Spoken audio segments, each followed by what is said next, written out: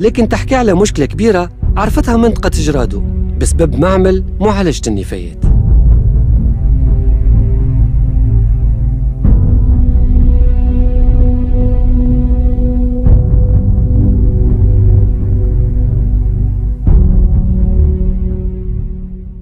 هذا هو معمل جرادو، معمل جرادو اللي قامت عليه القيامة بالنسبة لسكان قرية جرادو. جاوا واعتصموا قدامه، كتبوا على الحيوط نتاعو جرادو في خطر، صيحة فزع، سكروا المعمل هذايا. علاش؟ شنو اللي صار؟ شو يعمل المعمل هذا بالضبط؟ هذا اللي باش نحكيو فيه مع سي حسني الشاهد. سي حسني، انت كنت تخدم في المعمل هذا. باهي، المعمل هذا شنو حكيته بالضبط؟ وقتاش جا للمنطقة هذه؟ شنو قاعد يعمل بالضبط؟ شنو هما المواد اللي كان يتراتي فيهم؟ هذا الكل كانت نجم تفسره لنا. المركز هذا تم احداثه بقرار من وزير سابق في مارس 2006، وانطلقت الاشغال قبل ما يخرج القرار. معناتها الاشغال نتاعو انطلقت في 2005، في اواخر 2005. وبعد في 2007 وهو في طور الانجاز جات الوكاله الوطنيه لتصرف النفايات وجابت مواد كانت محجوزه في ميناء تونس ودخلتها المركز لهنا قبل ما يقع استغلال المركز معناتها بصفه فعليه. دخلتهم لهنا 41 حاويه تحتوي على مواد خطره، مواد كيميائيه اللي اثبتها تقرير في وقت اللي عمل الاكسبرتيز، ومدفونه فوق الميدان المائيه على عمق حوالي 2 متر، والميدان المائيه تبعد كان حكايه 7 متر. هذا خاطر اللي عندنا استنى لهنا فما كلام خطير قاعد تقول فيه باش نفهموه مليح. معناتها تحب تقول لي قبل حتى ما يبدا في التريتمون، قبل ما يبدا في الخدمه نتاعو المعمل هذا، فما دي كونتينور جاو من ميناء رادس، من ميناء تونس، من ميناء تونس، وجاو ودفنوا لهنا. قلت لي داير الغادي وين نشوفك لي كونتينور هذوك دفنوا باللي فيهم، ما يعرفوش حتى شنو فيهم. حتى لي زيكسبير معناتها من برا لي زيكسبير ما نجموش يحددوا لا الكميه ولا النوعيه ولا المساحه الملوثه.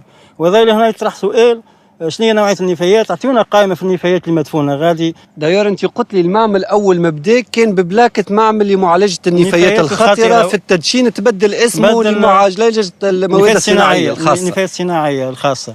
هذايا انت ربما باش يظللوا الراي العام، لانهم لحد الساعه هم قاعدين معناتها التو معناتها قاعدين يتعاملوا بالاسم الاصلي نتاعو اللي هو مركز معالجه النفايات الخطره في الوثائق نتاعو الرسميه. شنو المواد اللي يعملها تريتمون المعمل هذا؟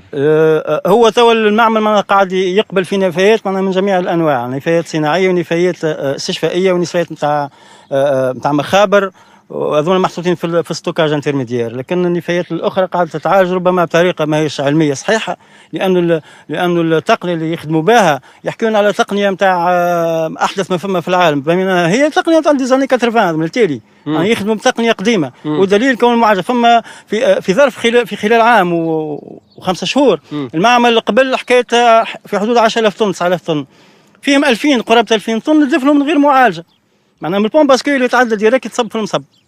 معناتها هذه كانك تحب تقول لي انا اللي فهمته من كلامك انه هالمعمل هذا مسرحيه باش يدفن مسرحيه، ربما مسرحيه المارشيات عملوها قبل في النظام السابق الله اعلم، لكن باش يدخلوا فلوس على حساب صحتنا احنا هذا لا سبيل اليه. هالمعمل هذا يظهر لي موجود على الميدان المائيه، معناتها اللوطه فما الماء مباشره فوق الميدان المائيه، تحفر 5 متر وتلقى الماء.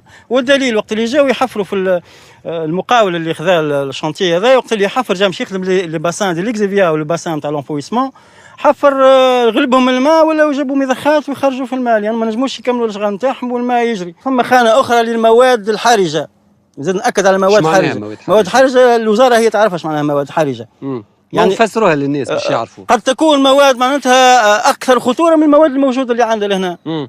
علاش فما واخذينها في كوان من الكوانات معناها موقع لدفن المواد الحرجه، لكن هم تو مازال ما يدفنوش فيه، لكن في المستقبل شكون يضمن اللي هم ما يدفنوش فيه. احنا تو كل كاس نشربوه نقولوا الكاس هذا يلخر.